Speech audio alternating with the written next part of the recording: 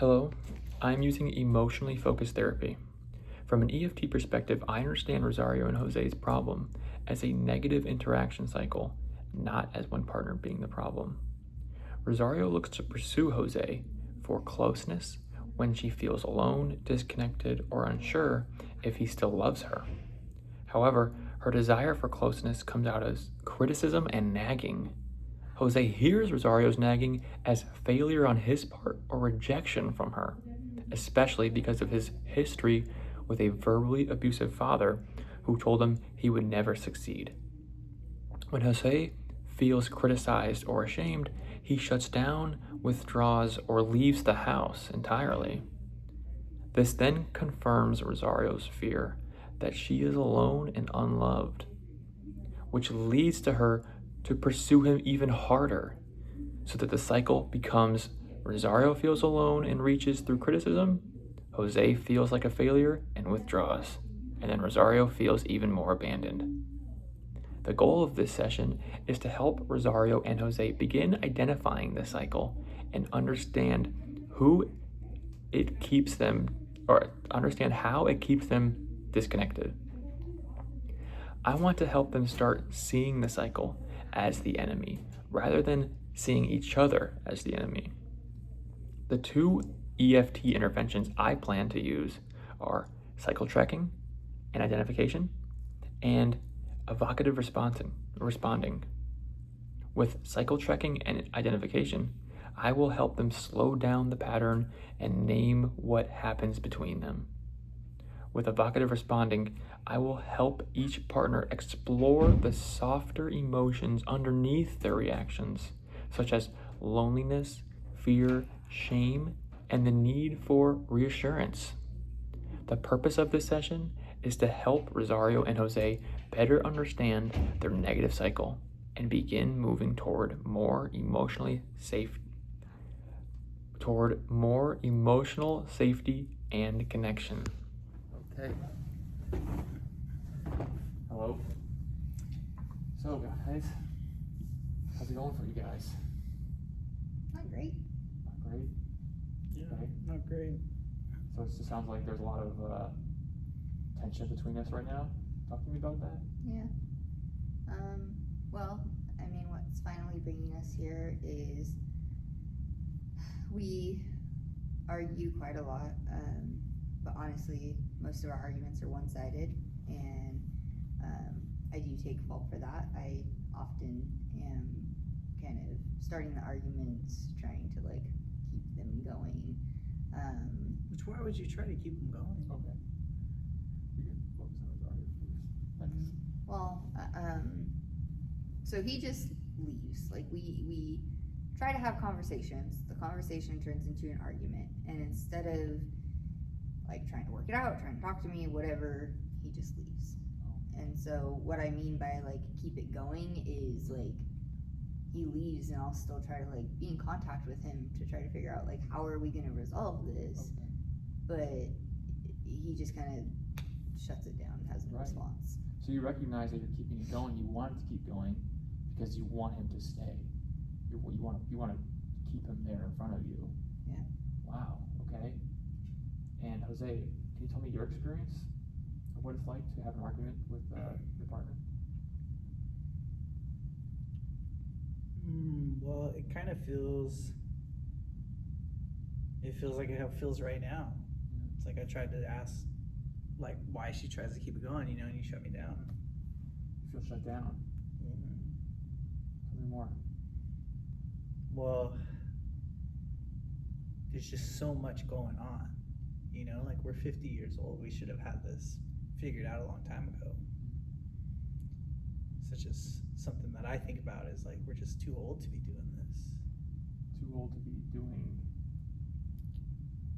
Fighting so much and just being so childish. Like, I don't know. It's just so tough. Right. Yeah.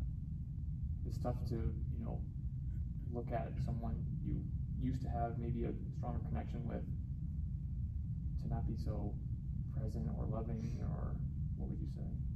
Yeah, I think that's super true. Like, to not like we used to have some great times, and it doesn't feel like that anymore.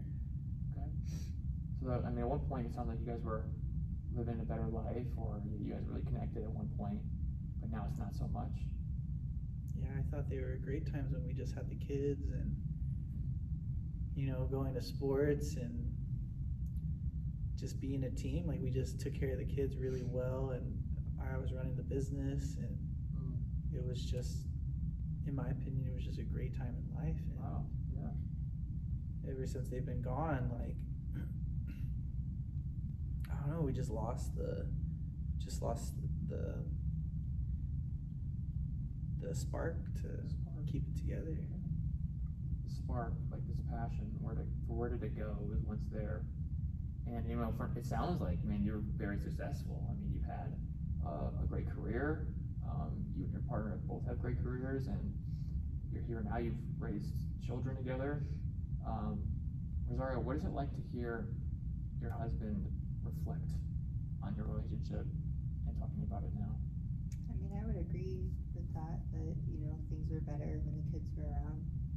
But part of me feels like the kids were always a buffer. We always kind of agreed from the start of our relationship that we were never going to argue in front of the kids. We were never going to, you know, set like a bad example for them. We never wanted them to see us, you know, mad at each other or, you know, anything aside from loving. And so I feel like things, you know, started to get bad a while ago, but for the sake of the kids, even though they were adults, you know, they were still in the household, so we both kind of upheld our end of that bargain. Wow. And now that they're gone, I guess there's kind of nothing holding us back anymore. Okay. So it's almost like these kids acted like as a dam, and now that the dam's gone, the water's coming through. Yeah. Okay. But, I mean, at one point, you were really holding it all together, both of you. Yeah. What were you holding together? I mean, I would hold back my frustration toward him. I think it's gotten worse for me because, like, he's always been one to kind of like leave or walk out when, you know, situations get tough. But before, I still had the kids at home, so like I didn't feel completely alone. I felt like I still had a purpose. And I think now it just feels more noticeable, more lonely when he leaves because I don't have kids there. I don't have anything to kind of fall back on. So it kind of sounds like you're saying to me, my kids are gone. Now it feels like I'm losing my partner. Yeah. Who do I have? Okay. Now, Jose, it sounds like you've heard what Rosario just said. She feels lonely. What does that word mean to you? What does it mean to me? Sure. I think it means you feel lonely. Okay. Yeah. Do you agree with? Do you feel the same way? That I feel lonely? Yeah.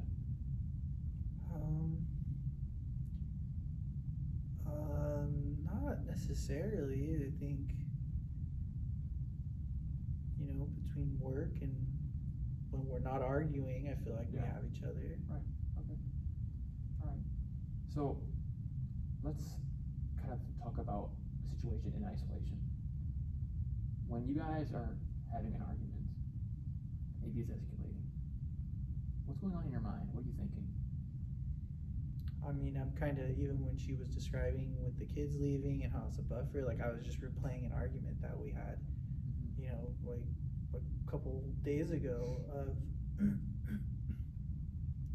that's just what always happens is we're arguing, and I think about the last argument, and then I think about how angry she can get and how upsetting like the whole situation is. So it's just like what goes through my mind when we're arguing is all the other arguments. Wow.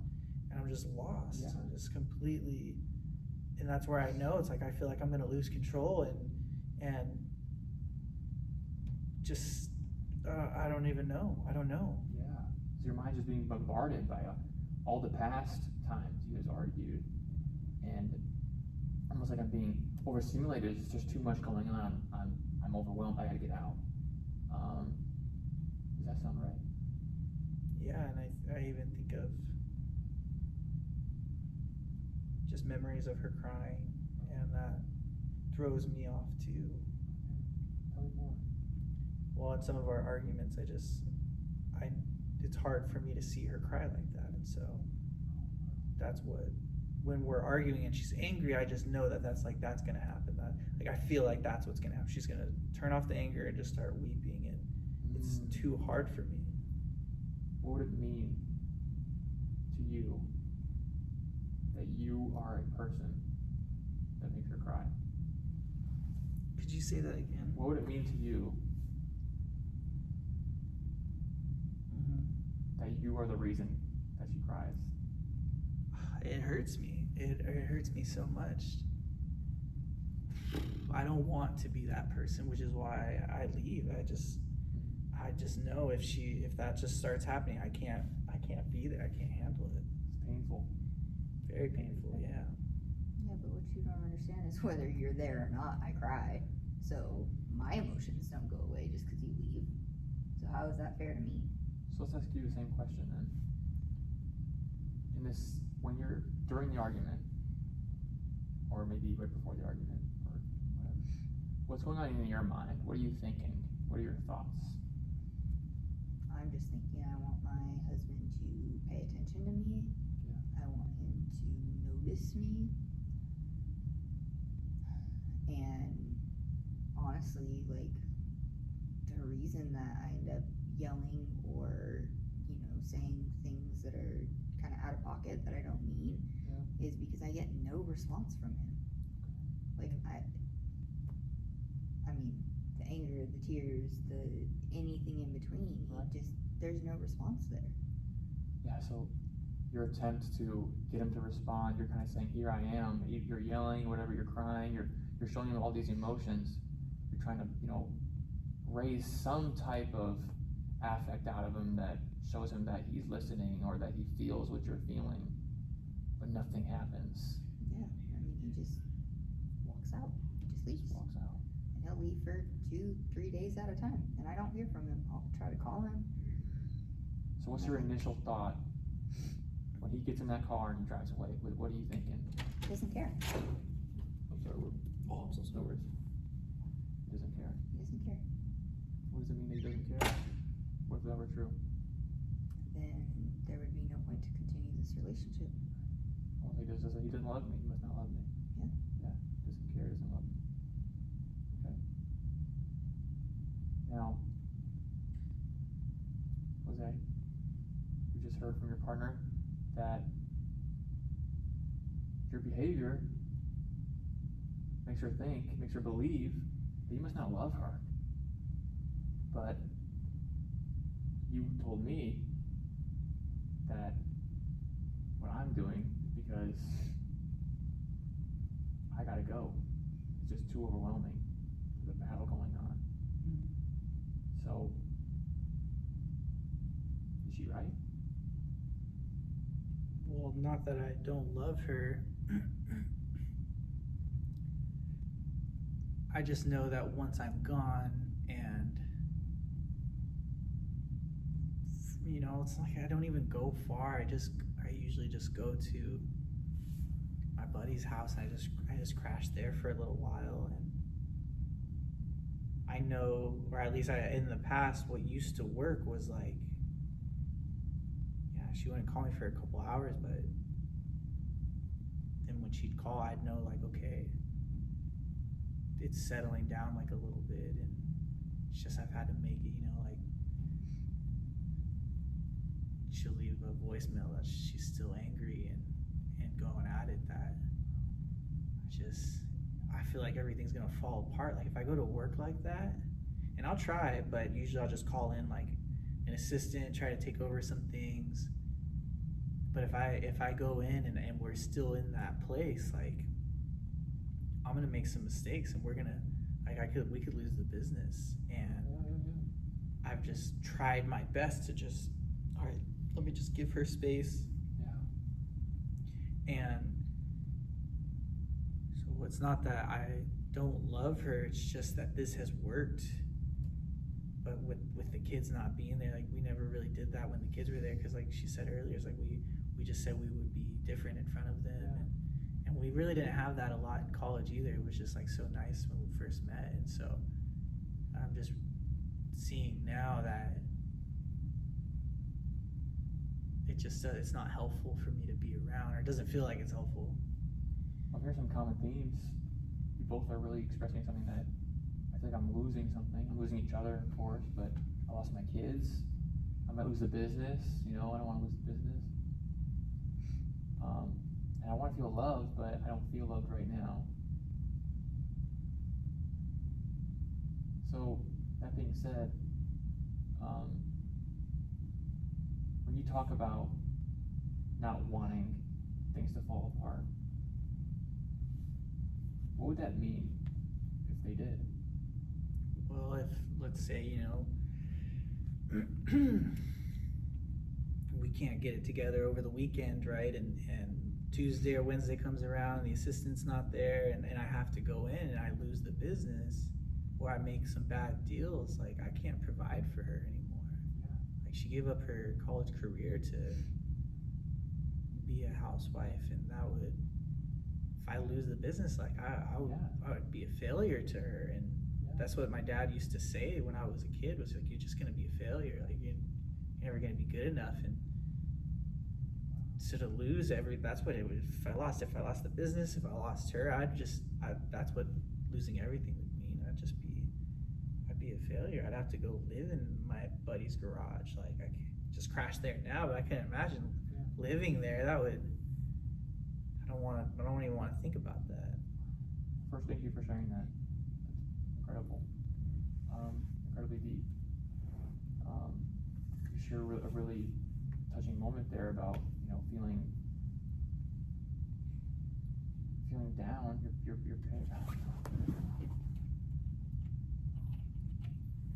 from a young age, your dad has always been, saying that you were a failure, and here you now, coming off of a lot of success, but maybe feeling like you're going back to being, or these reminders of maybe possibly falling into this failure category. So what does it mean to be a failure for your spouse? Well, if we did get a divorce, right. I don't even know if we'd be even allowed to go to the same church anymore. Yeah. I know my family loves her, and they'd hate me. I don't even know if I can't handle her. I couldn't handle all of them without her. Yeah. Okay. So we have Rosario over here saying that she wants to feel loved, and she wants to feel loved by you, by acknowledging her feelings, by, raising your feelings up to her level. And here you are saying that I can't do that because I don't want it to fail. I don't want it to fail, and if it fails, then that shows that I didn't do my job, that I didn't do my best to love her. So it sounds like you both really want love, and he really wants to love you. What is it like hearing that, Rosario? It's nice to hear that, but I just don't feel that from him. Okay. All right. What would he need to tell you for you to feel that from him? I think just being there for me, acknowledging my feelings, Right. Staying long enough to listen and to try at least to console me. Like he doesn't try. Yeah. And it's just really frustrating when I constantly feel so alone, and he's like, oh, the solution is to give you more space. Like, I didn't ask you for space. I don't need space. I need you to be here. Right. And that's not what he does. So it sounds like there's frustration and anger. You're presenting it to him. You're showing it to him. You're raising those flags, those indicators, and then below that, beneath that, there's that fear of being abandoned. I don't want you to go. Yeah. Okay. But he does it anyway. And then for him, How would you describe the situation? I'd say I'm not abandoning her, I'm not abandoning you, that you used to be able to just tell me like you felt sad about something or you wanted to talk about the kids, and I could understand it. But when you get insulting and tell me that I'm spending too much time at the office, or that I don't care about you, it's like those things really hurt me, and I don't know that I could even respond to you in a way that you're not going to get more angry, which is what happens. It just happens all the time. I try to say something good, and then you just misinterpret it somehow and yell at me. How is she supposed to interpret it? I would hope with what I meant to say is how I would hope she'd interpret it. So you mean to elicit what type of feelings? Good feelings, solutions, relief, maybe. And that's not what you get from him? No. I tell him I'm sad, and he's like, well, you shouldn't be. Oh. Or I tell him that... Which I'm sorry about that. I was overwhelmed when I said that one recently. But... Well, that's very interesting that you can apologize there. That's nice. I mean, yeah, but he continues to do it. Like, he tells me, like, right. Oh, I want you to have, a more positive conversation with me. I want you to, be able to express your feelings to me without yelling. But I feel like unless I'm yelling, he's not listening. And if he's not listening, then, at all, then it goes back to the love. Does he really love me? He just won't listen to me. Yeah. Okay. So, if you could do something for Rosario, show her that you love her, what would you do? Well, I feel like I'm already doing it by coming to session, like agreeing to this. Right. Agreeing to this, coming to this, trying to salvage this relationship shows a lot of, commitment on your end for sure. And it shows that you are willing to do what it takes to not fail, to make this a success again, because it has been a success before. But you also recognize that how can we move forward if we're both not together? Yeah, especially being separated more and more often. It's feeling less and less like a marriage and a relationship. Yeah. So I mean, you kind of already expressed to me that it might look that I'm frustrated, but underneath I'm overwhelmed. I gotta go, or I could really lose you forever. Yeah, I gotta go for sure. Like, it's the only thing that feels like it is gonna bring me back down, or else we've had an argument recently where we were up for hours into the nighttime, and that was when I knew, like, I just gotta leave. It's too late. Like, this will just keep going forever. It felt like. So you're looking for peace when you do that. Okay. Can you turn to her and kind of tell her what's going on underneath the frustration? What's going on underneath the anger? Tell her what's going on for you. Well, Rosario, like, we've described, or I don't know, I guess what he's telling me to tell you is, when I left most recently, I just felt like it was the only thing I was capable of doing. If I told you any more, if I tried to just be with you anymore, I felt like I was going to break you, and that you would leave me. And so I thought that's what I should do, but I'm thinking of it now, and it's like I was just overwhelmed. I just felt like so many things were happening, and if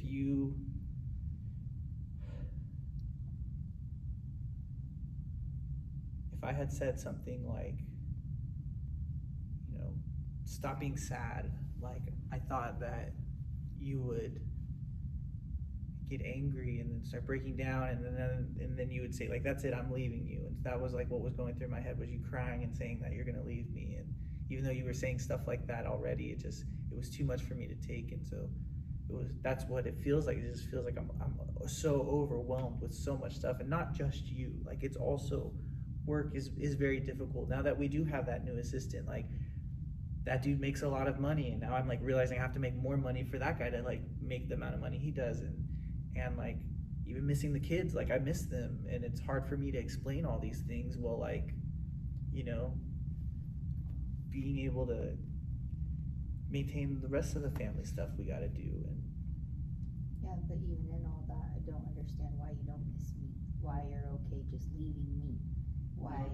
Before we answer that completely, I'm sorry to cut you off there, but he did share a lot of information there. You can kind of see firsthand what's going on in his mind all the time. He's just said about this employee that he's trying to meet the criteria of his level. He's trying to meet your satisfaction. He's trying to come home and deal with things in a way that he understands it, but he told you he's overwhelmed. What is it like hearing this perspective? Maybe it's not a reaction that you want from him, like anger or sadness or, you know, some type of feeling he's expressing, but it is a lot of insight from what he's going through when you're having that argument. What is it like hearing that? I mean, I understand that he's overwhelmed, but in all honesty, like, we've been successful throughout our life. Like, we've had many other times where it's been overwhelming, where, you know, we've had scares with the business, where we've had, you know, other things. Yeah. From my perspective, it wouldn't be the end of the world if the business failed. We have other assets in other places. Like, that's not the only thing that we have going for us. We would be fine. I don't care if we were homeless as long as we're together. Wow. But I just feel like maybe at this point we have different priorities, and so that's kind of, you know, where maybe a lot of the arguments are coming from, is that we're not on the same page. Yeah, right. Not on the same page of where you want to be, maybe, but right now it seems like you guys are on the same page of wanting to be there, right? Okay. Now, you guys are both going to have to do a little bit of work here, right? You know, you might have to pull back a little bit. You might have to push forward a little bit. You might have to both take that initiative of doing the opposite just a little bit, meet yourself halfway.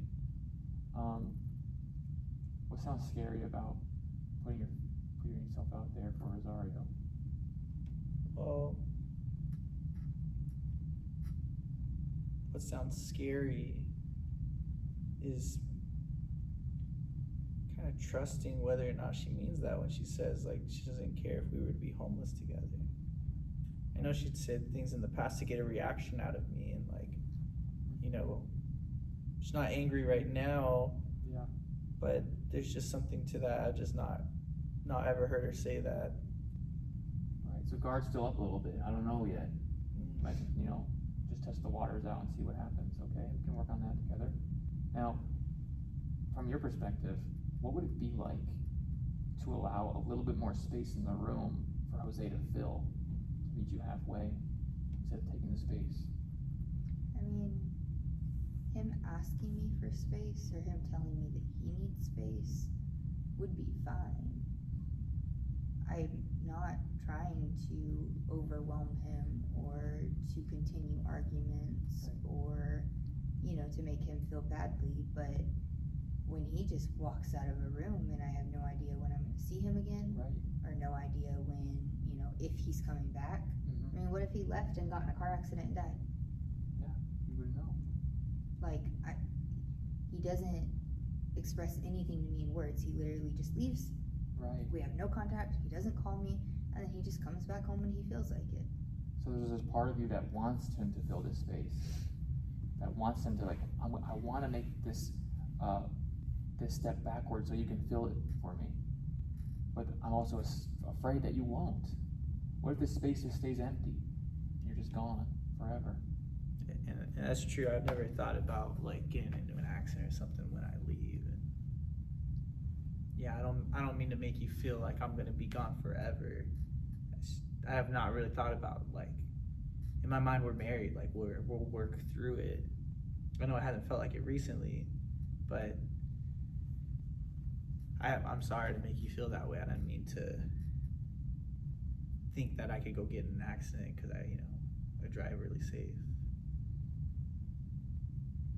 It's just, I mean, it's not about that. It's just you leave with no words, and I'm just left to wonder. I have no idea what's going on until you just decide to show back up. Well, it sounds like the first step right now we're doing right now is recognizing. We're seeing what's happening, and we're understanding our positions in this argument that we have together. So I think that's what we should work on for our first step, right? Is just noticing when we're in this tanglement or this argument that we're in, to just say, hey, I'm being overwhelmed right now, or to say, hey, like, I need you to show me something right now, instead of just yelling at him or saying something about him, and instead of you just walking away, it's maybe we can just say something that tells the person what's going on in our minds, rather than just explicitly showing them. What would that look like for you guys? Well, I could try to tell you what's going on in my mind. I just fear that it will be like how it always is, and you'll yell at me. I mean, if you tell me I'm feeling overwhelmed, or if you tell me I need a little bit of space, I mean, I'll give you that. I'll work on trying to give you that. But I'm just afraid that if I let you walk out without saying anything, that you'll leave forever. Yeah, I don't want you to go. And when you tell him that, he still goes away, still walks out. Yeah, it's painful to have the person that you love just walk away from you. And I know you've seen that twice before. 2 of your children have walked away. They're not in the house anymore. And it seems like you were both together for that moment of watching your loved ones walk away. But you were there for each other then, in that moment, when your children grew up. Kind of. Yeah, we were there for each other.